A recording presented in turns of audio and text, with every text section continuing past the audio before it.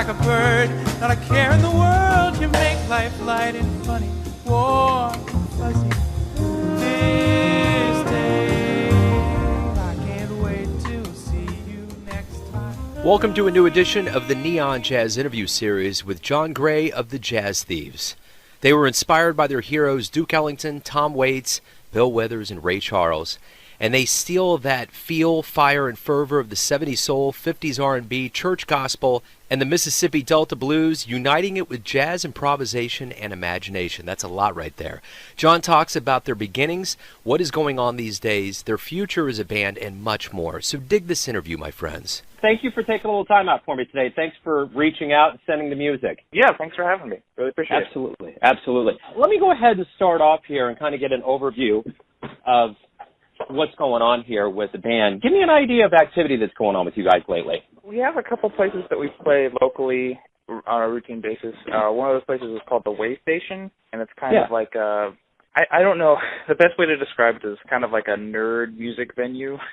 Like the bathroom is it's actually a little replica of a TARDIS from Doctor Who.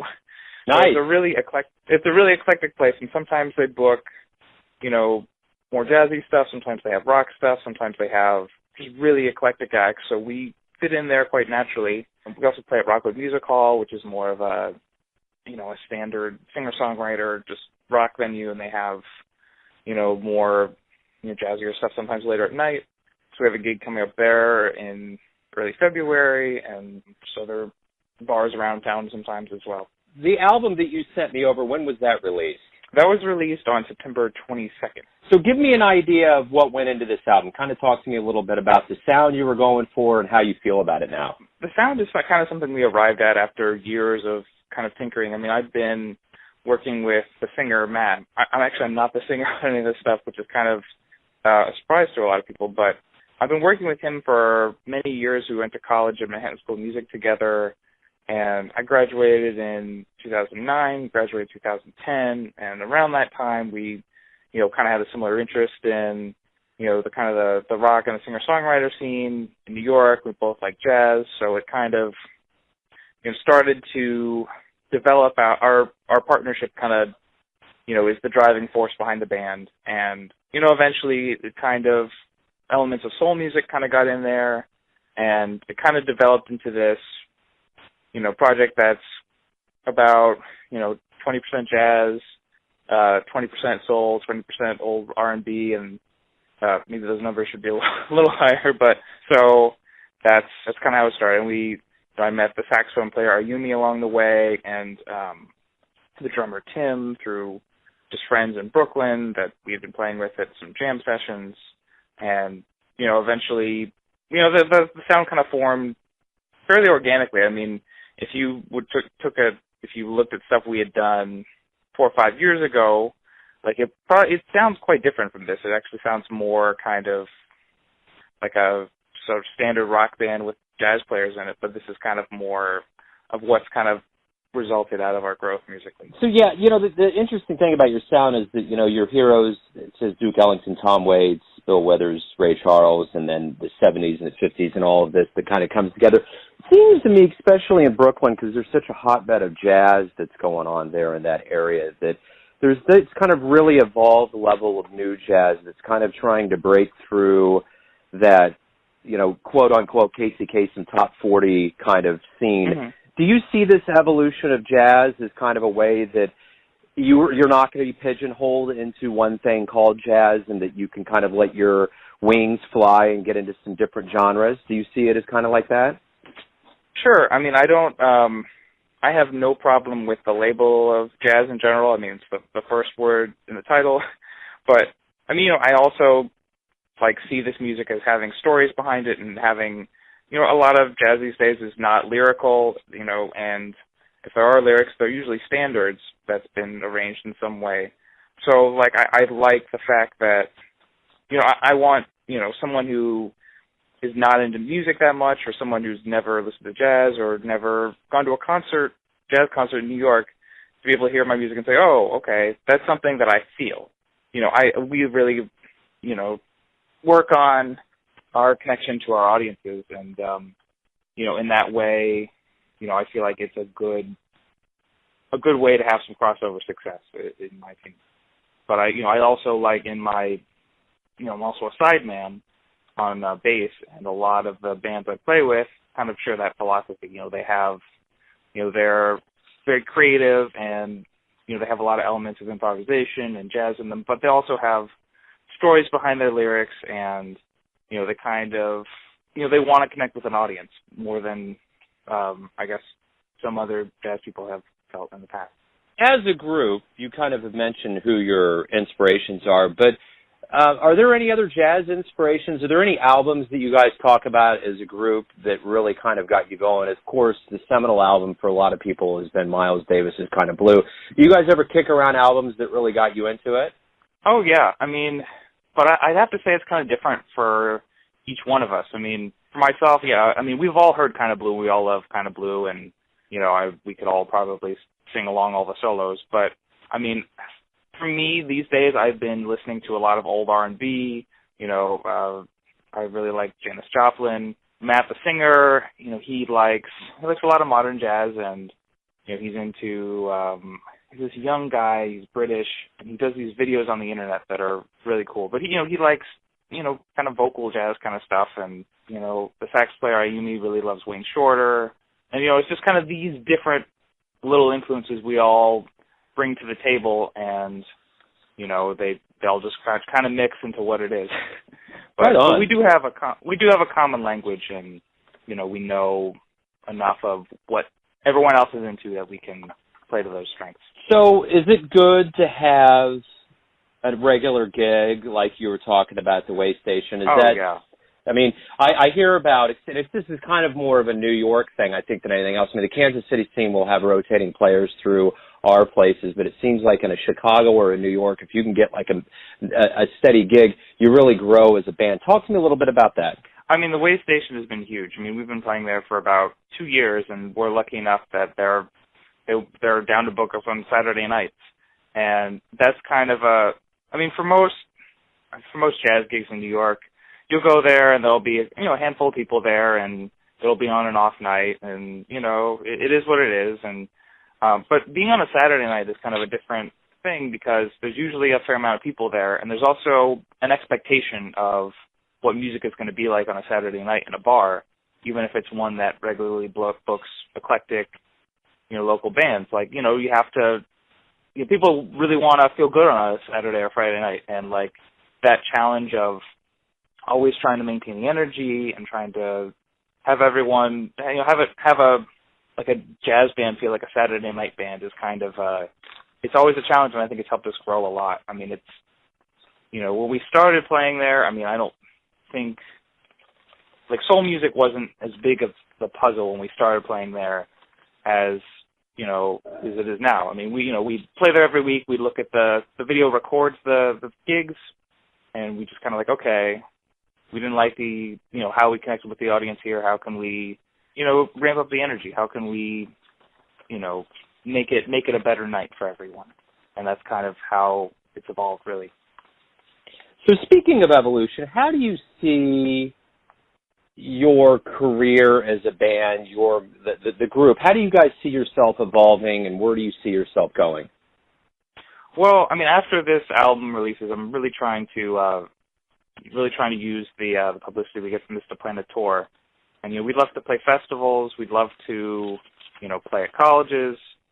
We'd love to play anywhere. But the reality is, clubs on the road don't pay as well as things like festivals and stuff. And for things like that, you need a certain amount of press and fan base and stuff like that. So really the goal is can we keep growing, but can we also make music, something that is less a personal passion and more of a good breadwinner, so to speak.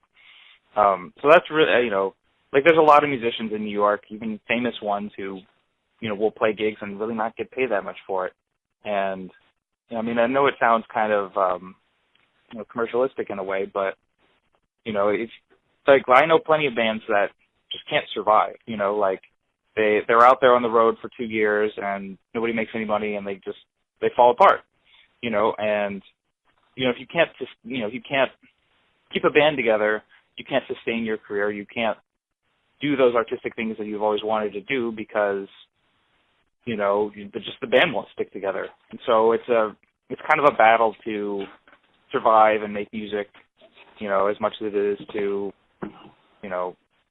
make that next album. It's just a challenge to survive, really, these days in New York and in the greater music scene. I can understand that. I think that permeates the entire jazz radius. Yeah. Yeah. Let me ask you about education. A lot of you guys are music educators. Talk to me a little bit about what your philosophy is. I know that in jazz, you really, to kind of subsidize things, you really do need to teach to make some money. So, talk to me a little bit. Yeah. So talk to me a little bit about, what your philosophy is and what you're going for. Sure. I love to teach. I probably teach 6 or 7 days a week sometimes. I think for me, it's been a huge, huge help because, when you teach, you have to learn a lot of the music you're teaching your students, just because you look kind of silly if you didn't know what they're doing. So that has kind of brought me around to learning a lot of pop songs that I would never have thought of learning. It's like, this morning I had to transcribe Chandelier by Sia. And it's like, I hear this. It's like, there's a lot of things I can, I love her motion on the chorus part. The way she builds it is really good. There's a lot of energy. It's like, maybe there's something I see in this that I can bring to my own music. The other thing is, just being able to explain things to a child makes it a lot easier to explain things to your band. You know how to talk clearly. You know how to explain something relatively complicated. Not that my band really needs as much help as a 10-year-old, but it's really good to have yourself together and to know where you're going for. And just I think teaching helps so much with that. There's a saying, if you can't do, teach, but I think it's more like because you teach, you can do. Yeah, I agree with that. It's hugely helpful. Yeah, absolutely. So what is one of the nicest things that a fan has ever said to you after you guys have been done with the show? Let me think. I know there's been some good ones. Offhand, I can't think of. I had a guy say, we were one of the best bands he's ever heard at Rockwood, and we've been going there for years. Or, there's some fans who have been, coming to our stuff for 5 or 6 years. So that's, I guess, enough of a compliment already. Yeah. I don't know. I had someone ask for my autograph for the first time a couple weeks ago, so that's kind of a mark, I guess. Yeah, I would say so. The one thing about you as a band, you obviously, you guys have one of the best names of a jazz band I've ever heard. The Jazz Thieves is macho. Really? But, thanks.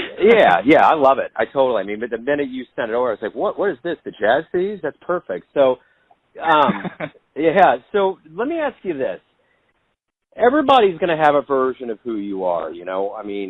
People are going to see your name, and people that don't know you necessarily. How would you describe who you guys are? What are you guys going for? What is your niche? What is your overall Twitter theme, so to speak, of who you guys are? Right, my elevator pitch, you mean? Yeah, kind of the PR pitch. Yeah. I guess it was kind of the percentage thing. It's like some part jazz, part soul music. We really want to, like I said, we really want to have stories that connect with audiences. We really want, the parts of jazz that have been kind of marginalized for a really long time, the part where it, connects to people and it's not just some internal quest. It's not a inside joke. It's not a thing that is too hip for, 99% of people. That's why I love Duke so much, is that, he would really have fun with his concerts in that way. Like he would make sure that, it was a conversation with an audience. Like he would, for a long time, he would play medleys of his hits on the road, even though he didn't necessarily want to, he would make sure that everyone felt really good about going to a show because they'd get to hear Satindal, even though, that was something he was probably sick of at some point.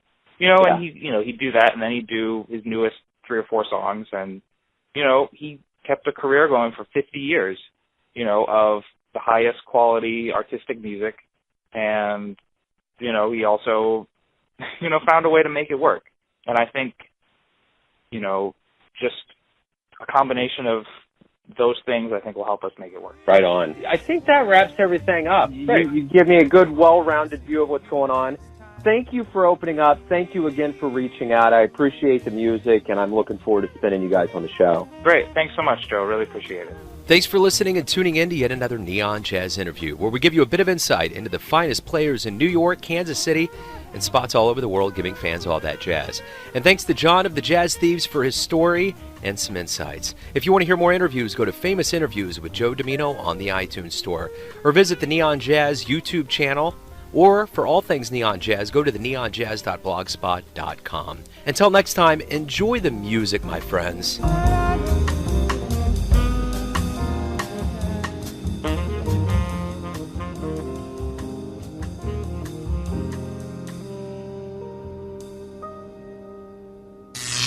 Neon Jazz.